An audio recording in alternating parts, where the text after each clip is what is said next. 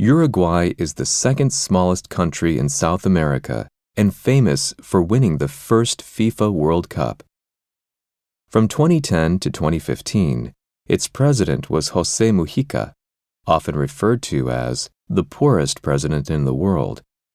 This was because he donated 90% of his salary to charity for poor people and lived on about $1,000 a month. Believing that politicians should live as modestly as regular citizens, he lived with his wife in her small farmhouse rather than in the luxurious presidential residence. The house had no running water, so they drew water from a well. When interviewed on television, Mujica was asked, "Don't you hate always being referred to as the poor president?" His answer was, "I'm not poor. Poor people are people who want more and more and are never satisfied. I'm just a modest person.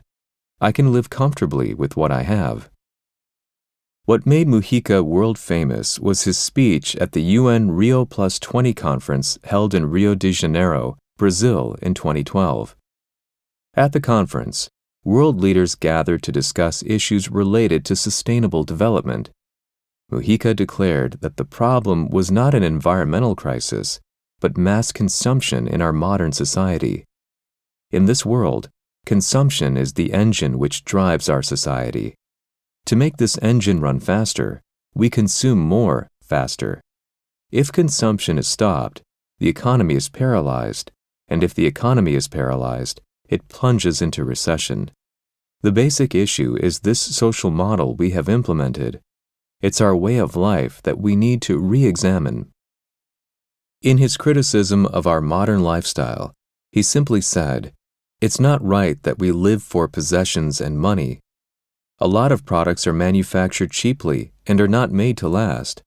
So we find ourselves throwing away items which are still quite new and buying new ones repeatedly. In this process, we destroy nature." Mujica also discussed the development of human society, claiming that humans are not born to develop, but born to be happy. Development must not go against human happiness. Love, building human relationships, raising children, having friends, and ensuring our basic necessities are crucial to human happiness, and these should be supported by development. As Mujica mentioned, we live in a society of consumption.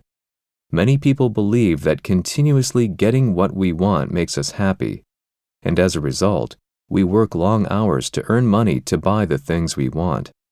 However, Mujica says, whenever you buy something, you don't buy it with money, but with the hours of your life that you spent earning that money.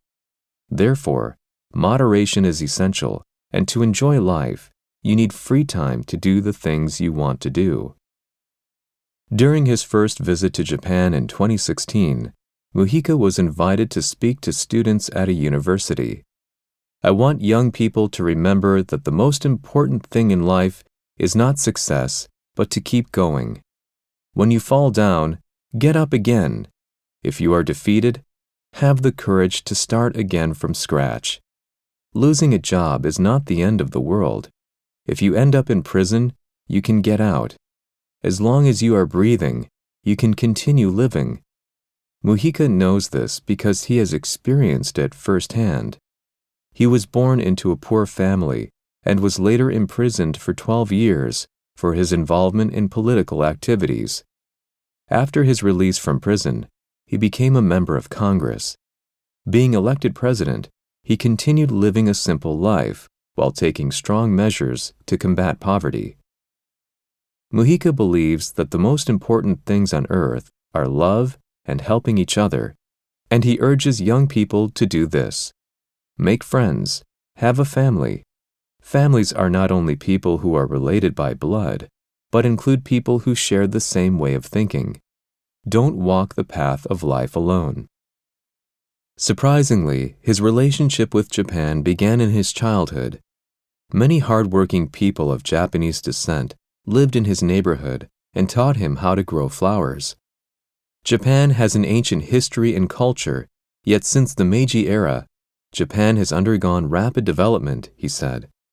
I think that Japanese people 150 years ago and I share similar opinions, but I'm afraid Japanese people of today do not. They have forgotten the treasures of the past. I doubt they are truly happy. How would you respond to Muhika's message?